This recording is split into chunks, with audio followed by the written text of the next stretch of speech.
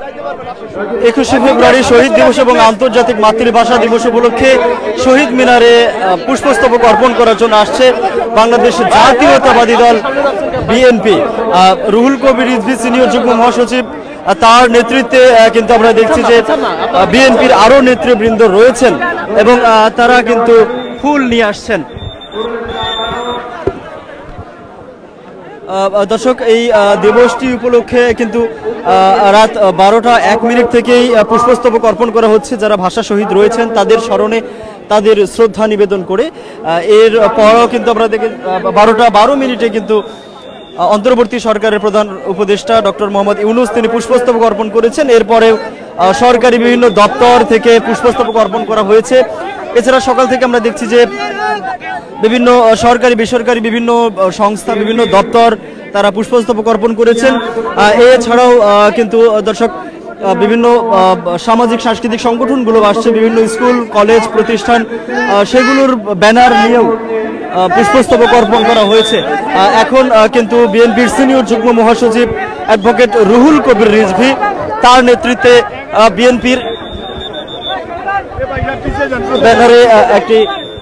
বিএনপির ব্যানারে পুষ্পস্তবক অর্পণ করা হচ্ছে। এখানে বিএনপি নেতৃবৃন্দ রয়েছেন, স্বেচ্ছাসেবক দলের নেতৃবৃন্দ রয়েছেন, যুব দলের নেতৃবৃন্দ রয়েছেন সহ বিএনপি এবং অঙ্গ সহযোগী সংগঠনগুলোর নেতাকর্মীরা কিন্তু রয়েছেন। শুরুতেই কিন্তু মূল বিএনপির ব্যানার রয়েছে এবং একটি ফুল রয়েছে। এরপর কিন্তু ধাপে ধাপে পিছনে আরো বিএনপি এবং অঙ্গ সহযোগী সংগঠনগুলোর আরো ব্যানারগুলো রয়েছে।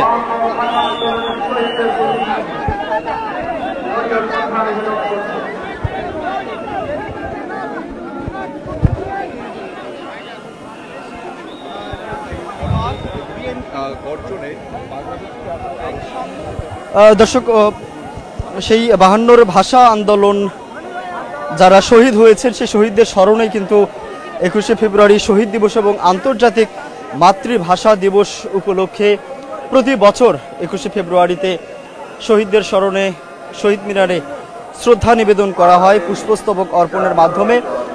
এবারও কিন্তু তার ব্যতিক্রম নয়। রাত 12:01 থেকেই প্রথম প্রহর থেকেই শুরু হয়েছে পুষ্পস্তবক অর্পণ।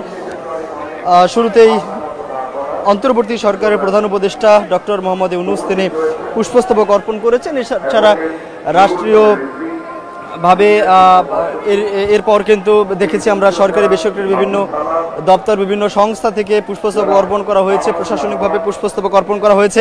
এছাড়া আজ সকাল থেকে কিন্তু আমরা দেখছি বিভিন্ন সরকারি বেসরকারি দপ্তর সংস্থার পাশাপাশি বিভিন্ন স্কুল কলেজ প্রতিষ্ঠান সংস্থা, বিভিন্ন সামাজিক সাংস্কৃতিক রাজনৈতিক সংগঠনগুলো আসছে এবং তারাও কিন্তু শহীদদের স্মরণে পুষ্পস্তবক অর্পণ করছেন। এবং এখন কিন্তু আপনারা যেমনটি দেখছেন যে বাংলাদেশ জাতীয়তাবাদী দল বিএনপির যুগ্ম মহাসচিব অ্যাডভোকেট রুহুল কবির রিজভী তিনি রয়েছেন এবং তার নেতৃত্বে কিন্তু শহীদদের স্মরণে পুষ্পস্তবক অর্পণ করা হচ্ছে।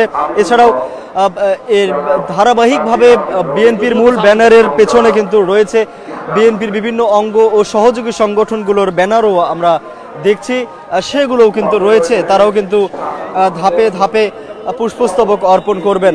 আমরা আপনাদের দেখাতে চাই যে মূল বিএনপির ব্যানারের পরেই কিন্তু রয়েছে যুব দলের ব্যানার রয়েছে, মহিলা দলের ব্যানার রয়েছে, এরপরে বিএনপি ঢাকা মহানগর দক্ষিণের রয়েছে, নিউ মার্কেট ওয়ার্ড রয়েছে। এইভাবে কিন্তু বিভিন্ন সংগঠনগুলো রয়েছে পুষ্পস্তবক অর্পণ করার জন্য।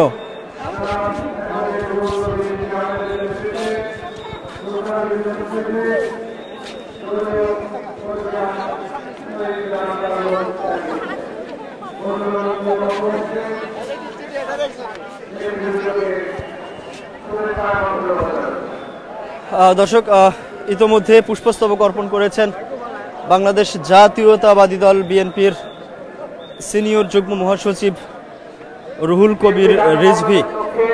তিনি কিন্তু সাংবাদিকদের উদ্দেশ্যে কথা বলছেন।